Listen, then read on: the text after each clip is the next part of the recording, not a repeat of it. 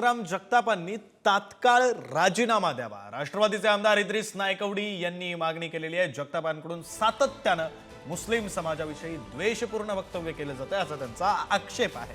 संग्राम जगतापांची वागणूक पक्षाच्या विचारसरणीला विरोध करणारी आहे असं नायकवडी म्हणाले।